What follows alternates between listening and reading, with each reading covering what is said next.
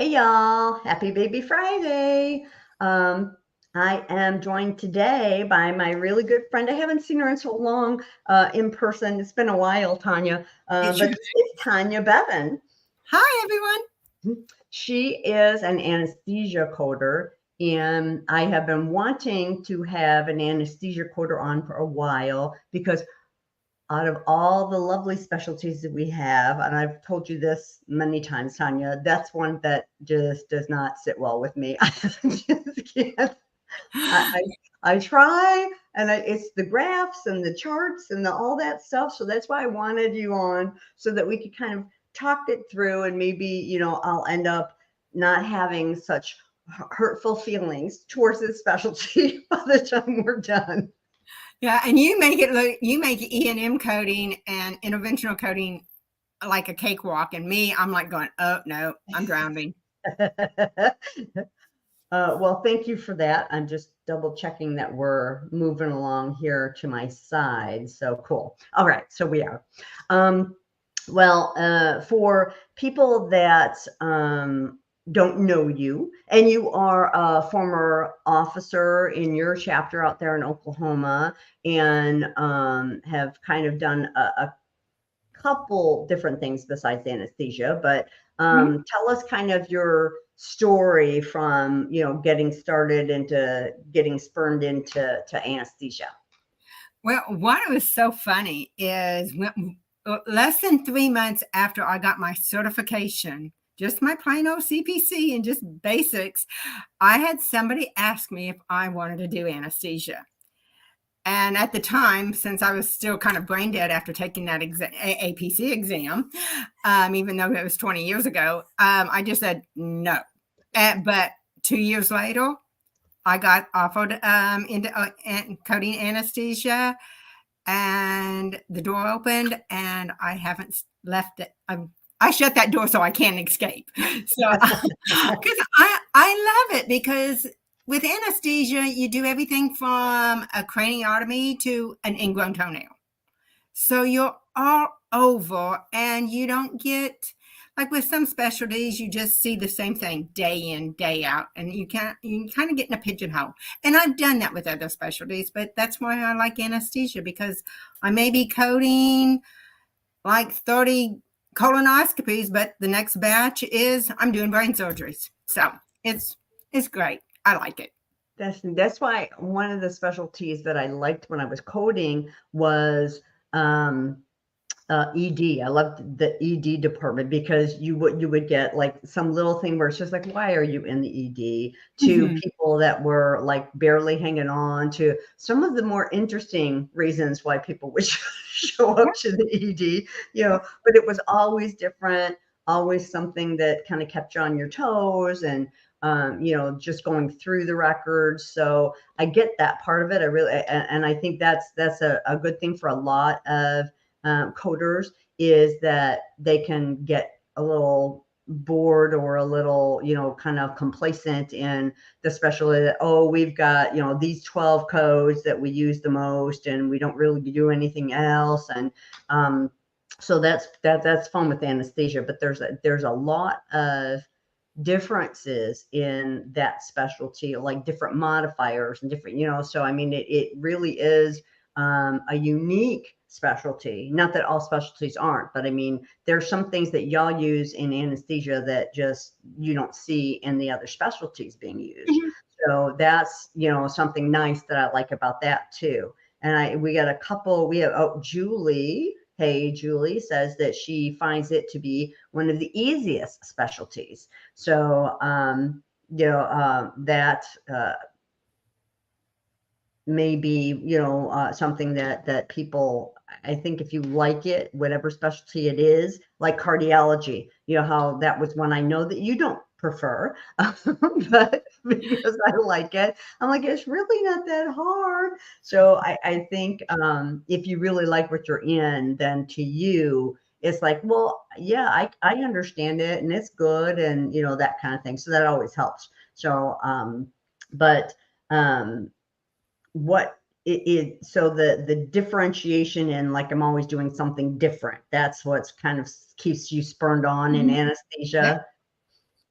And what do you think then is the hardest thing about What the hardest part about it? Reading, well, I don't have, we have electronic records now, but I guess you could say when it was graphs, was reading the handwriting.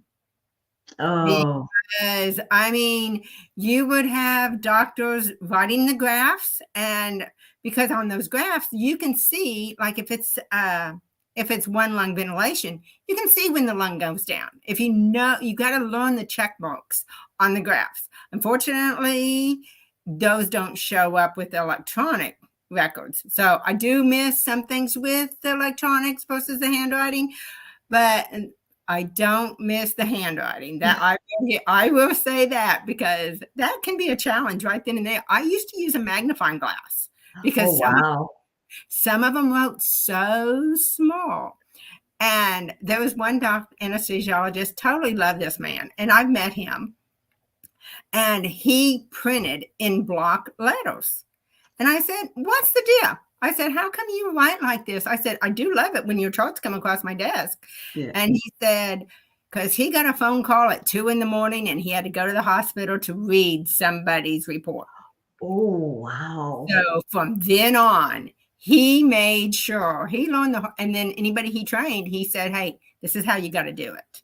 And Oh, so, he learned the hard way by somebody else's. So oh. he felt our pain. So, Oh, yeah. so that was a good story. And, I love that doctor, even though he's Oh, retired. how nice of him to do that. But I've had the same thing where it's them reading their own notes. I've had doctors before where I was just like, hey, can you read this to me so that I can abstract it? Because I just can't tell. And I've had a couple times where they've like stared at it for a while and they've been like, no, sorry, I can't. They couldn't read their own handwriting. So if you get one that does that, that's wonderful. So we have a couple other. Oh, John. Hey, John. He does the cheerleading, coding cheerleader. That he has a new LinkedIn live broadcast that he does, and he's scared of anesthesia. He's not gonna lie. So I'm with you, John. It will, but there are some facilities. I have 2 facilities that I can, they either want the surgical CPT code or they want this anesthesia CPT code. So it's a lot easier when they want just the ASA code, because if you look at your surgical CPT codes, there's 30,000 or more of those codes, when there's only maybe 300 anesthesia codes. Yeah, so, a lot easier. Yeah. It's and your interventional radiology. I know you love that. And how many codes? You've had cases that have 10, 15 codes on it? Yep. Anesthesia only needs 1. Oh, rub it in, Tanya. Maybe that's why I love it, because all you do with anesthesia is you look at them and they may have the same ASA value or the same ASA code. And because anesthesia, you only bill the 1 code, which is the highest paying one. And you go by your ASA value. And that's the only code you need, unless there's some lines placed and stuff like that. So, 99.9% of the cases are, you just do that, either 1 surgical CPT code or that 1 ASA code. Oh, that's nice. Now you are, I've got a couple. So Beth Schleiper of Advanced Coding Services is on with us. So hey, Beth. She's out in Arizona, and my good friend. What'd you say? I said, I bet you it's nice and warm there, as long as she's not around Flagstaff. Oh, yeah. I can't remember. I think she's in the Phoenix area. Beth, if you're still on with us, let us please be more specific. I think that's where you are, though. And then Ladriba is one of my good friends from, I believe Ladriba is in Texas. So we got some warmer weather people. It's still a little chilly down here. I think it's maybe 70 something, but it's a little on the chilly side today. Not to rub it in, Tanya, but we're in a winter heat wave. I think we're in the 60s today. Okay. Oh, wow, that is good for there. Yeah. Oh, Beth says she's in Central Phoenix. Okay. And we have somebody that says they enjoy anesthesia coding, but not receiving it. So, yeah, that can be an issue. and Tanya is, for those of y'all again that are watching that don't know her, she's in Oklahoma. So in Oklahoma, your weather, you get all 4 seasons, right? We do. Fully. I mean, I know everybody has 4 seasons, but sometimes you don't experience all 4 seasons. So I know, all the tornadoes and we can experience like 3 of them in one day. That's like when I was in Illinois, it was the same thing. And then we have Kimberly Jolivet Williams is on today with us. So out of Jolivet medical coding. So she's the JMV, JVM. Anybody that uses acronyms, I'm sorry, and abbreviations, I always get the alphabet numbers mixed around. So she's joining us today. She's your fellow anesthesia colleague, and she loves the anesthesia arena. It's fun. So that's good. See, you got a lot of people there pro anesthesia. A couple of us are a little scared, but a lot of people that are digging the anesthesia thing. So we have Teresa. Hey, Teresa. She's never coded it, but somehow scored 100% on her CPC exam back in the day. So she finds it very interesting. Yeah, it's funny how sometimes, especially that exam, you get all prepped and you do well in areas that you wouldn't think, and then you do worse in areas that you thought you had as a cakewalk. So very cool. So and thank you, Kimberly. She said no worries, my friend. So I get those alphabets. Like I belong to that National Society for Healthcare Business Consultants, and so it's like the NSHCB. It's like it. I was speaking for them once, and was speaking with my friend Christine Hall, and when we were talking about it, I said, it's that, and I said, there's a Q in there somewhere, isn't there? She just started laughing. She's like, no, Betty, there's no Q.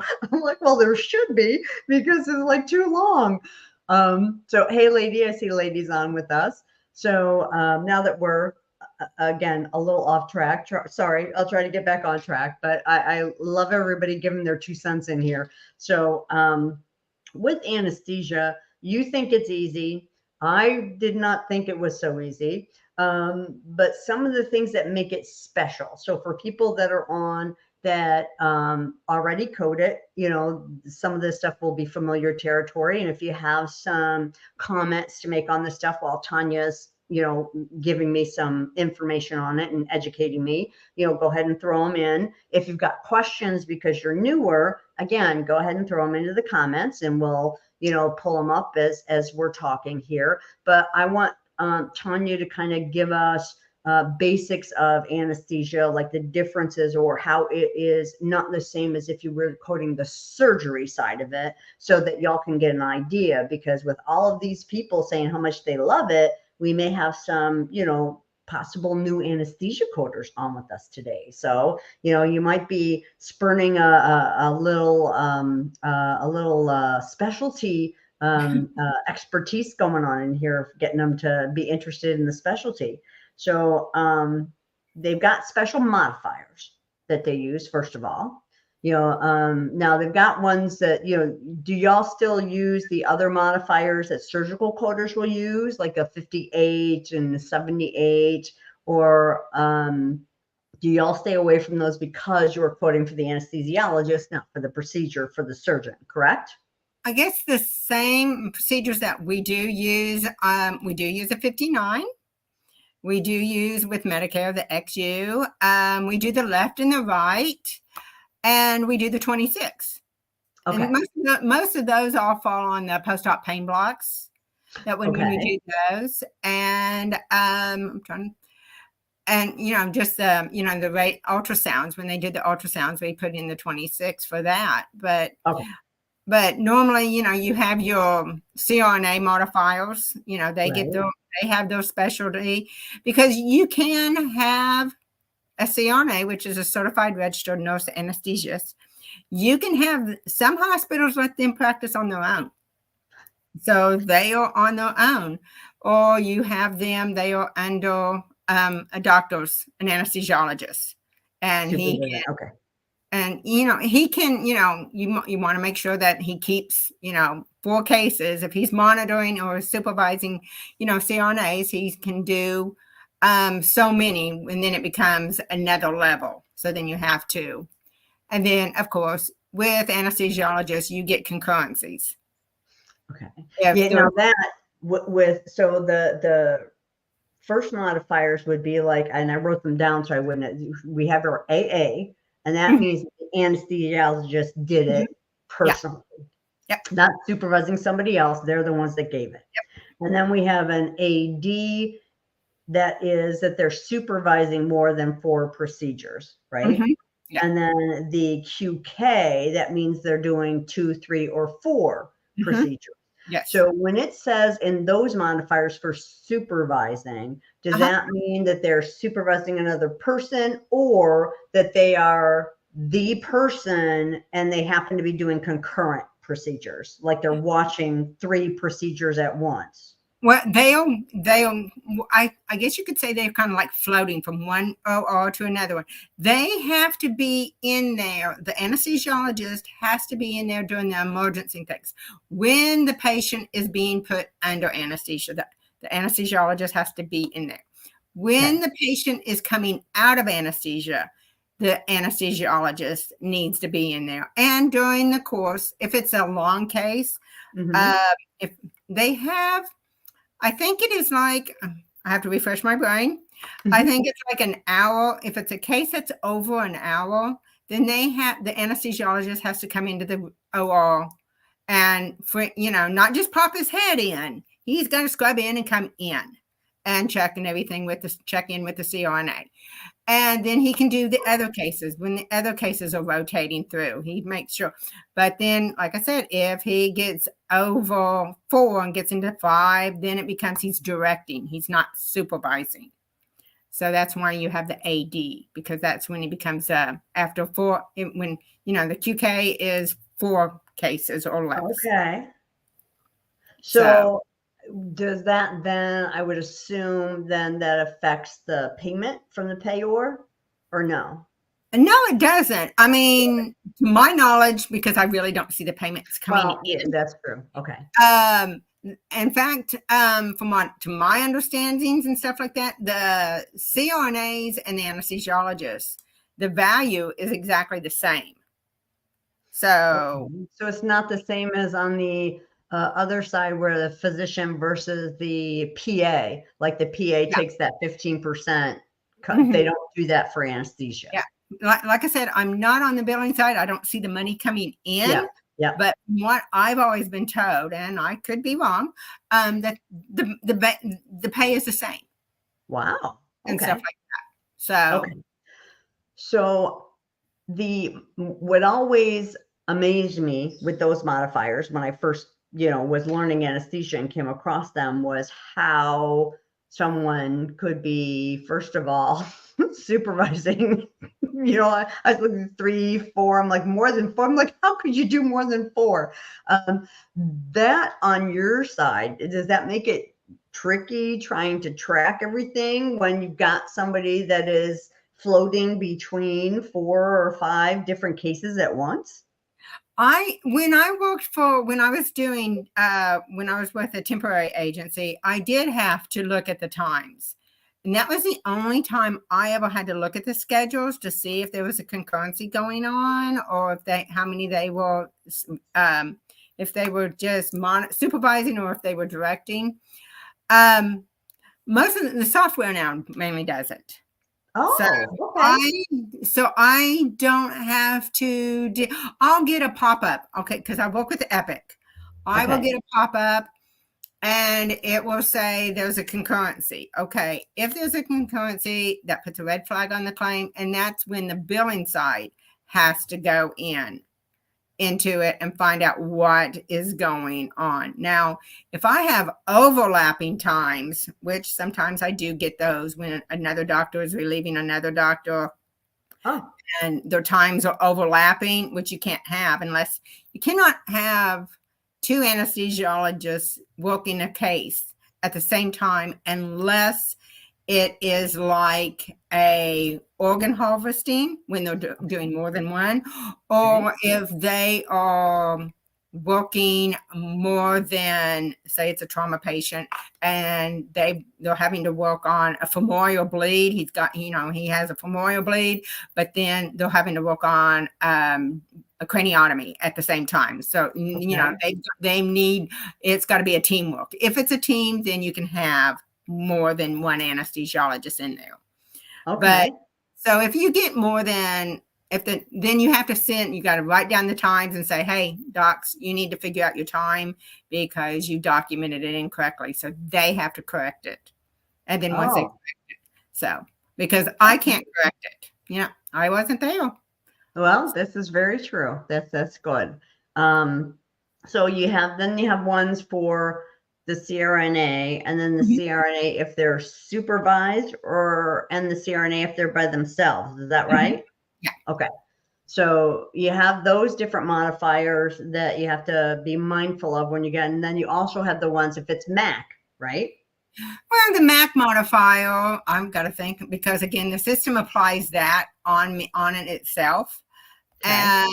And so again, like how I look at it, I mean, I will see if it's a MAC, and if it goes into a general, I will change it to a general, because you have to read. Look, sometimes you have to read those anesthesia records, because like I had one today that did go into a general from an epidural to a general.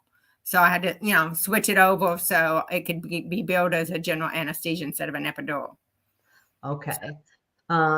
So you've got now, which is a good thing that you just said. So if you do have it started out as a MAC and then they do have to switch it to a general, then you go ahead and bill it as a general, right? But do you bill the entire thing as a general, or do you have to piece out the times for what was MAC and what was general?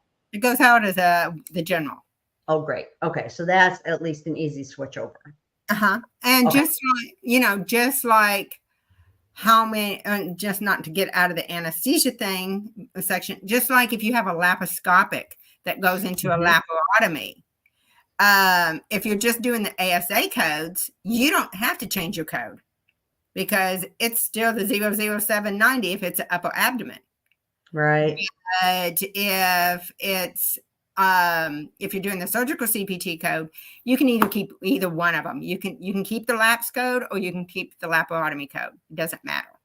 Okay. So that's the thing too, for people that might be new to anesthesia or don't understand anesthesia. As you were saying, there's many less codes. If you look in the CPT book, that's the smallest chapter we have is for anesthesia. And that's because it's more body area driven than it is specific to what procedure is being performed.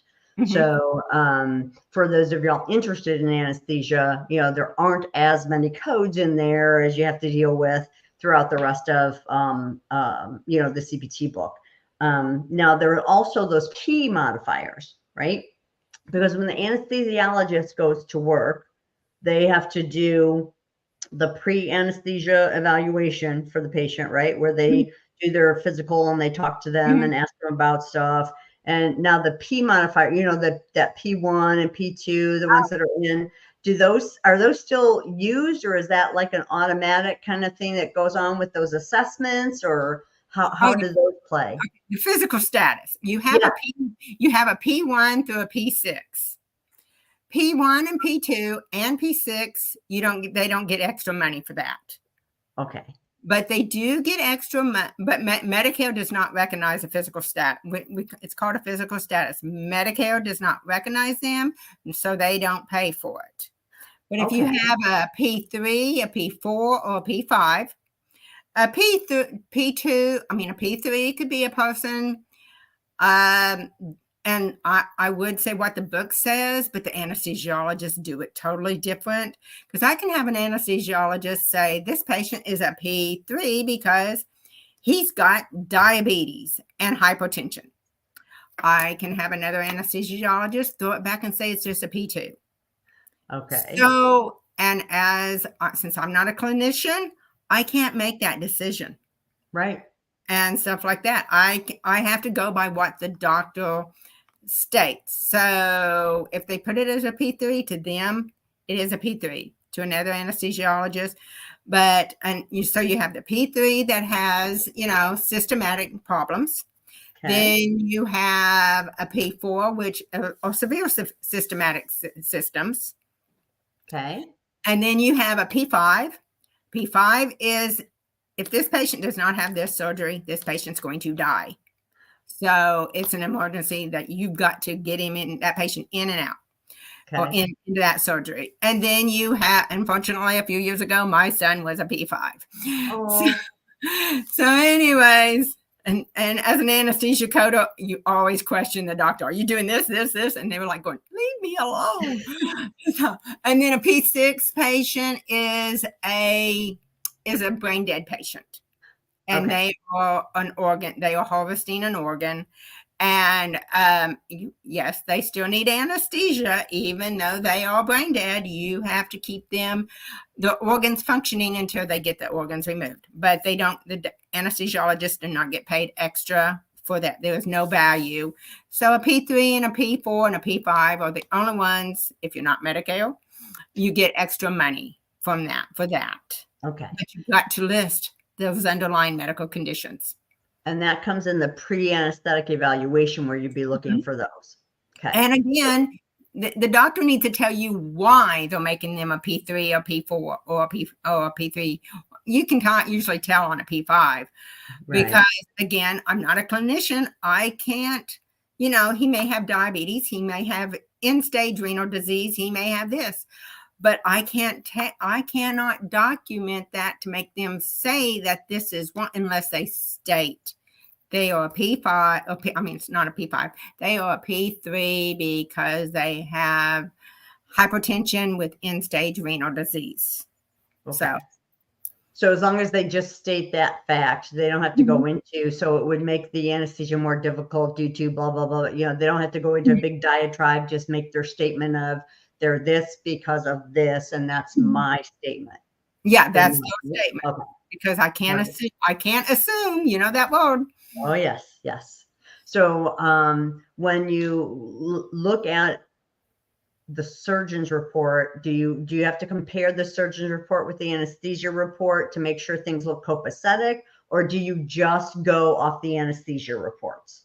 I used to just code from the anesthesiologist from the record, because I used to never get the op report. When it was paper, when we were doing paper, I just always had the anesthesia records. But that, like, they're having a thoracotomy done, and I need to know, the anesthesiologist might not put on the graph that it was one lung. So, but I may be reading the report, and the surgeon says the lung went down and we brought the lung back up. Okay, there's a lot of money that they've just left on the table because the anesthesiologist didn't put down, one lung vent. And that they actually, even though if they did use the double lumen, not necessarily, you can't bill just because it states double lumen. You got to find out that the lung did go down, because some anesthesiologists thought that if they said double lumen, they automatically got extra money. But you got to verify if the lung went down and then the lung came back up. So some people, how doctors are, hey, I can bill it this way, do it this way. No. Gotta say, no. All right. So from a auditing standpoint, then, if the example you just gave, so the anesthesiologist didn't say that it was a single lung, but the operative report, you can tell from that surgeon that it was a single lung. If I was the payor and I said, let me see the anesthesia record, and it didn't say it in there, because it says it in the surgical note, is that okay? Or would a payor like kind of say, hey, you didn't say this? I don't know. I've never worked with a client that's been audited on anesthesia records. So that's something that I'm curious about. Would a payor say, oh, we'll take the surgeon's report too, and we see that it was single lung? Or would they ding the anesthesiologist for not saying it in his or her report? Well, when I see it on an op report, I automatically send it back for a correction so that they can do a correction. However, I have came back. I've had insurances deny and say, hey, this is not what the surgeon billed. And so I have, we have to go look, and, sometimes we have to verify what the anesthesiologist stated. And the surgeon might have not stated that they took the lung down. So because and I've seen it on the surgeon that it's not documented and stuff. So you've got to it's like a puzzle. Are they going to fit together, or are they going to be a little wicky-wacky? So that's all I can say is sometimes you have to get them to do correct their reports and stuff like that. But if you can verify and prove it with your insurance payer that yes, the lung did go down, because you can show it, because with electronic records now, it has that graphed, on the thing, and it shows what time that lung went down, and it shows what time it went back up, and it can go back down, and then the water back down. It's just like a cabbage, you've had patients that they took them off the bypass, but then they had to put them back on. Okay. So you have to show them that, and then then your insurance will go, okay, yes, we will go by that documentation. Okay, so the anesthesiology coder and the surgical coder, they can kind of like help each other out and feed kind of off each other, which is good. That's good that you kind of have something else to kind of rely on and fall back to look for stuff. But best practice always is to get your anesthesiologist to document all of that stuff clearly on their report, so you don't need to go looking outside to help support what they did. Yes. Okay. All right. See? It's just, like you have this anesthesia, there's 300 codes, but when they do an arthroscopic on a knee and they don't find anything, they think there's a meniscus tear. They go in and there's not a meniscus tear. It healed on its own, which it can happen, because my granddaughter's just did. And so that went into, it was just a diagnostic case then. It was not a surgical case. It was a diagnosis, because all they did was they went in and they looked, they seen that the meniscus had repaired. The doctor even verified. He goes, I had to pull up the MRIs to verify that she actually had a tear. And he goes, and I even verified that I was working on the correct knee. Because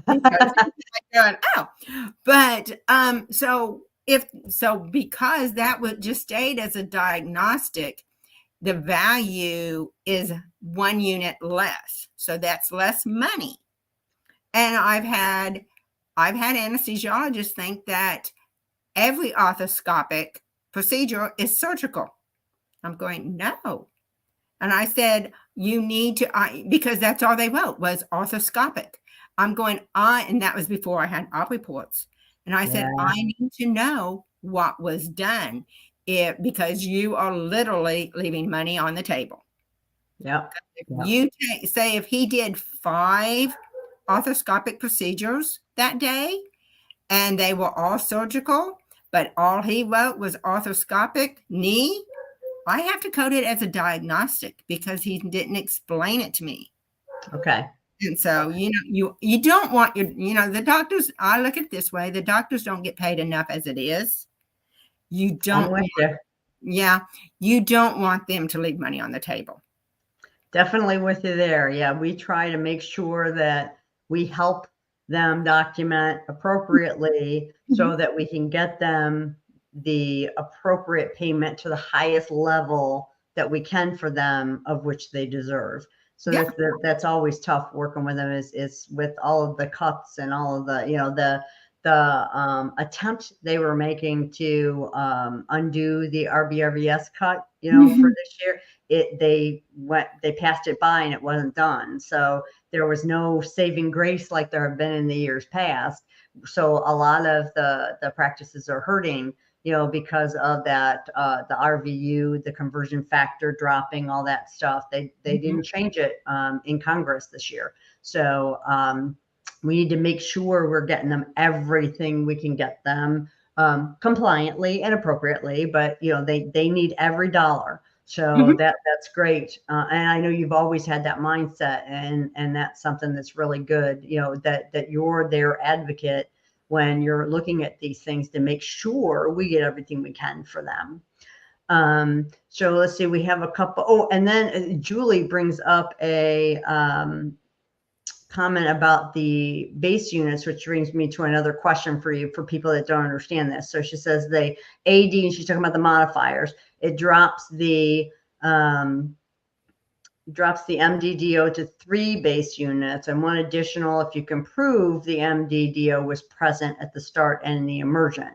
So that brings this base unit issue. Now that's something else that's different about anesthesia, that y'all also use a different guide other than CPT, right? You have the ASA book, right? Yeah. Or the ASA, they have a guide, RVG, they call it. Is that right? Relative value guide. You have the anesthesia crosswalk, and then that's all the codes, and it shows all the ASA. It's the crosswalk is your surgical CPT codes or your CPT codes, and then it shows you what ASA code it crosswalks over to. And there are some surgical codes, again, that have multiple ASA codes. Like if there's orthopedic surgeons out in your audience, I'm sure they all know what it is to the 20680. That's some code that's sticking on brain. That is the removal of hardware from a fracture. Okay, because anesthesia goes through the whole thing. It breaks down from, I think there's like 14 ASA codes to that one. So it goes down by where the bone is. That they are. So, and certain bones pay more than other bones. So you need to know where because you got to pick the proper, because you can't just throw a 20680 out and bill for it, because you've got to then apply the correct ASA code to go with it. Okay. Just like thoracotomy. You've got to choose the one lung or not, or if it was one lung or not, you've got to choose that ASA code, and they pay different. Just like the cabbage, there was like 3 codes for a cabbage. You've got to choose which ASA code is the proper one, because there is different monies on those 3. Okay. So they don't have as many codes, but sometimes one CPT code could have multiple ASA code choices, and some it's just 1-to-1. There's just one that's going to go with it. So you got to figure out which one that is first. Then this base unit thing. So you have the base units are time increments. Is that correct? Or no? The base unit is like each ASA code is assigned a value. Always like the relative value. Geez, duh. Okay, go ahead. The value. And then anesthesia is paid by time.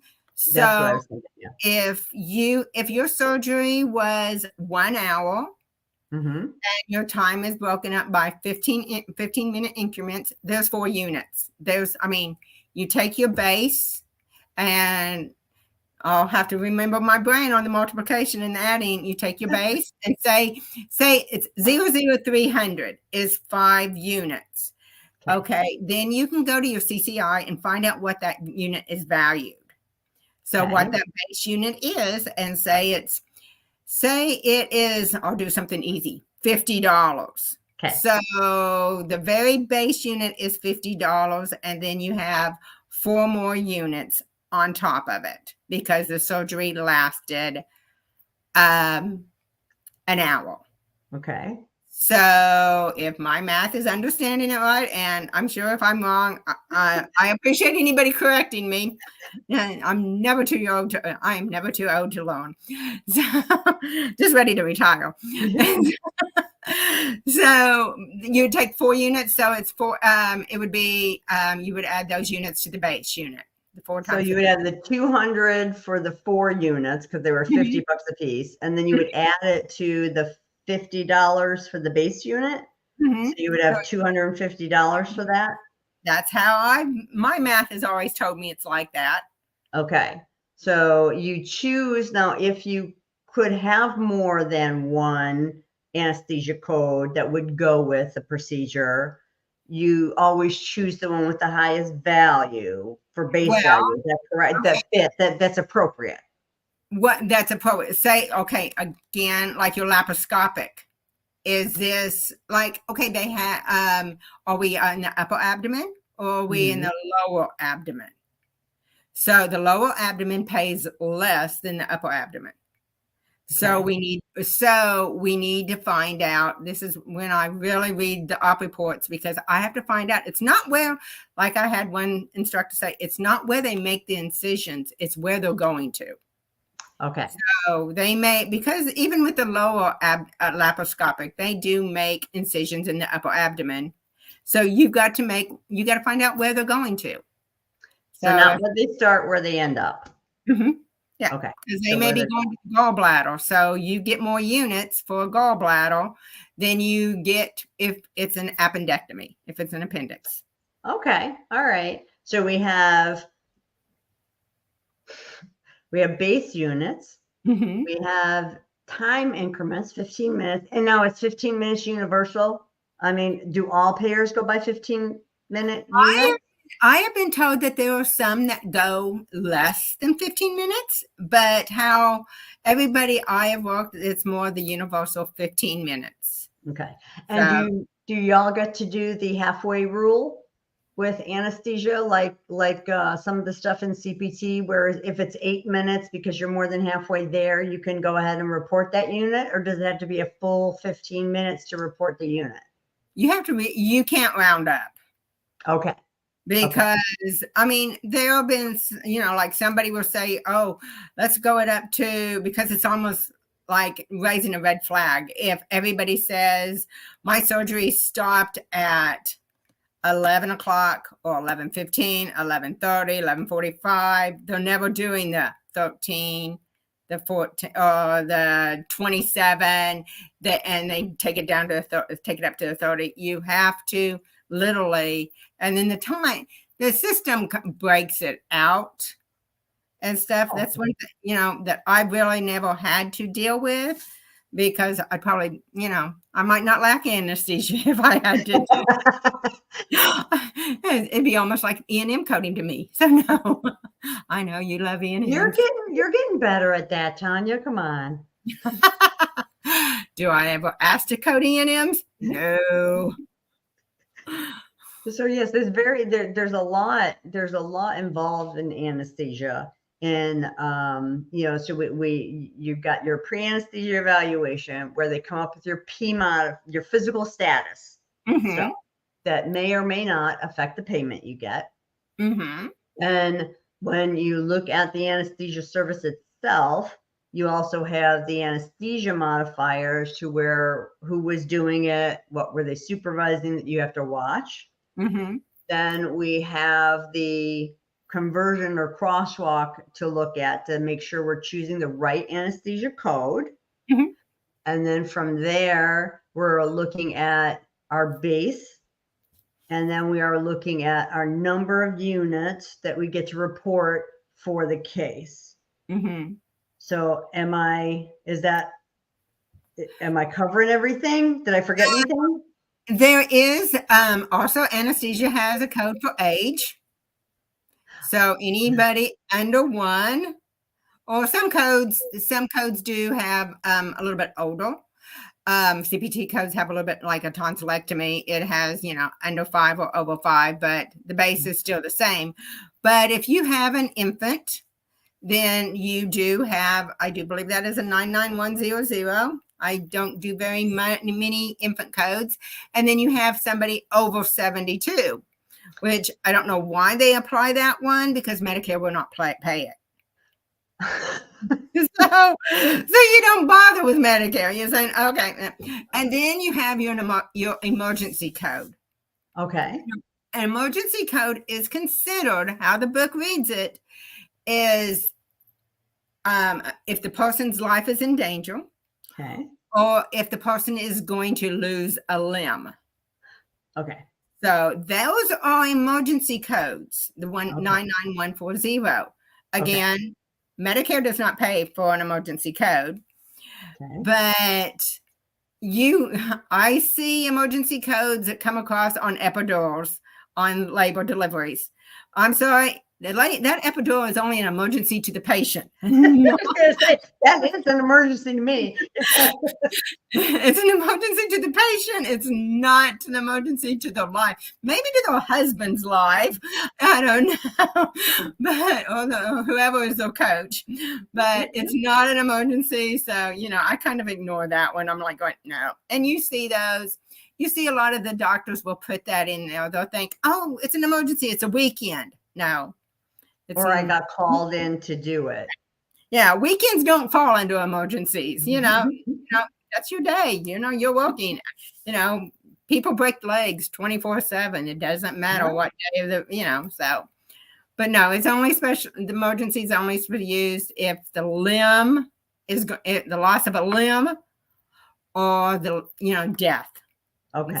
So it's almost like the P5 code. You need that because you're going to die. Okay. So that's an emergency code. So that's an extra on top of the steps that I mentioned, is to watch for that too. So, and also, another thing is you've got to read how the patient was positioned. Okay. If the anesthesiologist does not have direct view of the face, okay, say they are working the patient's prone, okay, they don't have direct view of that patient's airway, the view of the face or airway. So those units get a 00. They are like a 00300. They get 5 units. Oh. They get more if the view is obstructed. If the anesthesiologist's view, it could be obstructed. So like your nasal, your that's obstruction. But then you can have they may be working on the foot. Okay. Right. The view is not obstructed, and the code is going to be maybe a 3, but the patient's prone. So you can increase that value, that base value, from a 3 or a 4 to a 5. Oh. Because the anesthesiologist's view has been obstructed because that patient is prone, even if they're working on the foot. Okay. So you got to look at how the patient is positioned. Okay. So a coder or someone interested in anesthesia from a personality work kind of perspective. So they have to be a person that would be a little bit more like detail oriented for that kind of stuff. Yeah, I look at it this way. I like being a detective. Okay. And so I always put my detective hat on every day, because I have to look for stuff, because there's stuff that can be hidden in an op report or an anesthesiology record. So you've got to find it and be able to pull it out and say, hey, there's more money here if it's documented. It wasn't documented, so we need them to correct it. Wonderful. Okay. So let's look and see. We got a lot of activity going on over here. So let's see what we've got. And I hope no one can hear my dogs. My dogs are barking now downstairs. Oh, that's all right. I got a little inkling of it once, but just the end of one bark, I think. So no, not really. So do we know of, are there any specific, or does Medicare put out LCDs and NCDs on anesthesia? You can go to the Medicare, and you can look at what they because they require certain specifics to bill for certain things. Okay. Like Medicare does not like, I guess you could say, I'm trying to think of a case that you have to show support for, okay, a MAC on a colonoscopy. Okay. There are, I know Blue Cross Blue Shield is one of them. Mm-hmm. They do not think you need a MAC to have a colonoscopy. So if you can have one. Yeah. Unless you haven't, I mean, if you're a P3, that's fine. They'll waive that.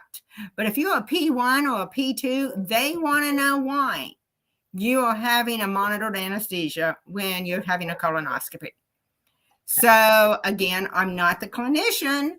I can't, they want us to put those codes in there, and sometimes they say, go ahead and put them in. But I don't know why, and then if they're a P1, they don't have any conditions. So I can't, so those usually get kicked back because Medicare. Hard to justify. Yeah, because Blue Cross Blue Shield will not pay for that. So. Okay. So along that same question, they said, about the commercial, the same thing with the commercial policies, that you really have to go there to whatever your main payors are and be looking to see what their policies are and different things as far as anesthesia. Yeah. And I've had one insurance, it was a commercial. They wanted a certain procedure coded a certain way. And of course, that code, the code they wanted paid more than what the actual code was. And so because they wanted it that way, we needed to get a letter on file to code it that way, because then we were asking them to pay us more money, but yet that was their policy. So you've got to get, and you have to check them every year. So if they say they want to pay you a procedure that pays 5 units versus a procedure that is supposed to be coded for this, that is 4 units, you need it in writing and on file. So that way they can go, but only for them, unless another commercial. So each region is different, just like Medicare. I mean, how many is there? Like 5 regions on Medicare? I believe. I don't remember how many they have now. So yeah. So each one is different. You have to figure out which region you're looking at, which one what they want. Okay.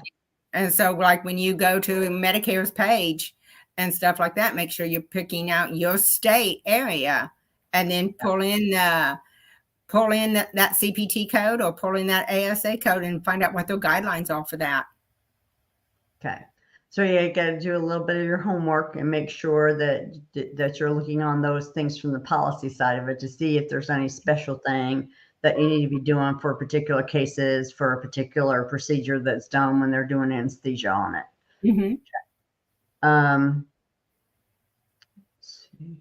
Somebody made a rounding. Julie, most payors round like Medicare and go to the nearest 10th of the unit. So so does it depend on payor rounding up, rounding down? Are you because I mean, on an auditor's point, if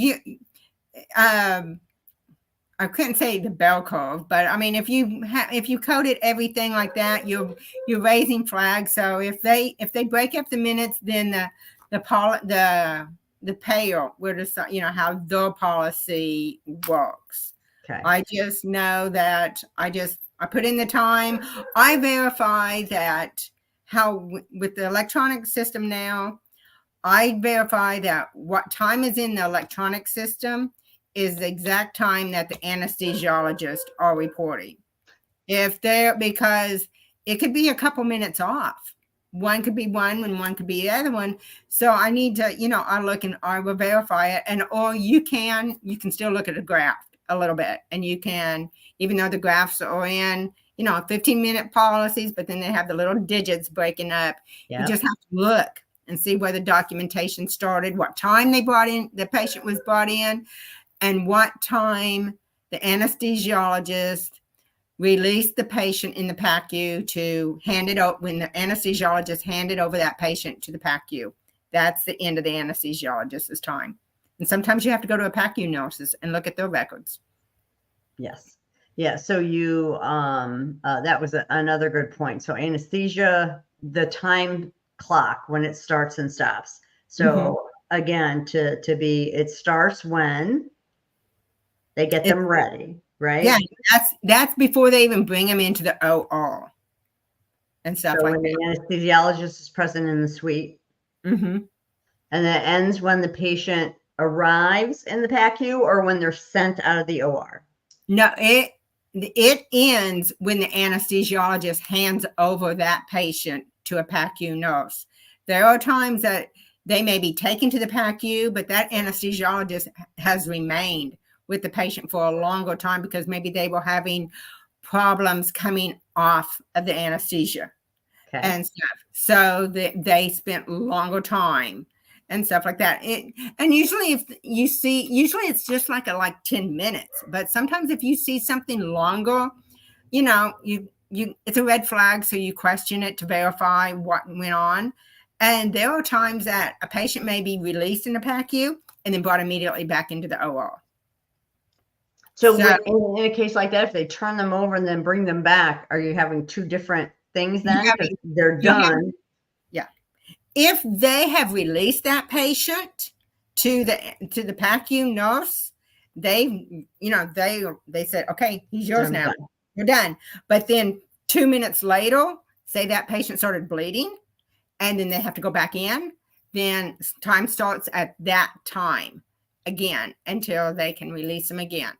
So, and then it might be a different thing they have to do. So you might be using a different anesthesia code then too, maybe, right? Now you're having, say the wound just opened up and they started bleeding. So, they just got to go in and, open up the stitches and cauterize some vessels and stuff. So, and pack it and do whatever. So again, that is going to be a totally different surgical code. That's going to be a totally different ASA code and a different diagnostic code than what was originally given. So yeah, lots of different things that can be going on in there. A couple people are making comments about the colonoscopy thing. When you use that example, you started a good discussion with the stuff about the medical necessity for MACs and colonoscopies. There, I posted on LinkedIn these past couple of weeks, Blue Cross specifically, Blue Cross Blue Shield of Massachusetts had put out one that said they wouldn't pay for deep anesthesia, deep sedation with any colonoscopy unless the patient was had documented fear of medical procedures or some underlying condition that would make it to where it was necessary. They were just going to do it. And, when I posted that, my whole thing was, I don't think it should be the payor that just says, you just can't have it, because it should be up to the physician and the patient as to what they need, for the cover. So it started like a whole big thing. And then Blue Cross ended up putting that on hold because of, not because of me. I'm not saying that, but because of a lot of comments they were receiving about the fact that, a blanket statement like that might put people off because, the colonoscopies aren't exactly, everybody waiting in line to have one. So like you turn 50 and you're like, ooh, I can get a colonoscopy, So they were talking about the fact that, patients may put off this preventive issue because they wouldn't want to go through it without having that deep sedation. And, if Blue Cross wouldn't allow it, then, so it's like going down that road. But, they put it on hold again. I think this is like the second time maybe that they've tried to put it out there. So everybody's got to keep an eye on things like that and make sure that, we're commenting when we see things that don't exactly make sense to you. That's a great example with the colonoscopies that where you can get payor policy that heavily can weigh in on what can and can't be done for that patient. So yeah, that was quite an interesting thing that went around there with that. So we have people. Oh, see, Teresa says, "Thank you for sharing your expertise." Oh my gosh, it's 3 o'clock, Tanya. Oh, And we have Ladriba. Thank you both. It was a great lunch break. I'm glad you could join us, Ladriba. So Tanya, see, I told you it would go by really fast, didn't I? yes, I'm going to go downstairs and I'm going to let my dogs outside. But I can't feed one dog because she's got school tonight. But thank you for joining us today. We had another thank you here from Jacob saying thanks for your information. So we are, for those of y'all that are still hanging on here, because I know I'm at my time with y'all usually, on Friday is our next compliance capers with my friend Sonal Patel and I. So we're doing one on the OIG advisory opinions. So make sure you're looking for that on Friday at 11 Eastern, 10 Central. But thank you, my friend Tanya, for coming on and sharing your knowledge and expertise. And now I'm still probably not my favorite. Not gonna lie, but I'm not as confused and anti anesthesia anymore. So it's always good to talk to you and to see you. You too. And thanks, y'all. We will see you next time on our next healthcare happenings, so where you can come in and check out what is happening in healthcare. So we will see you another time. Thanks. Bye.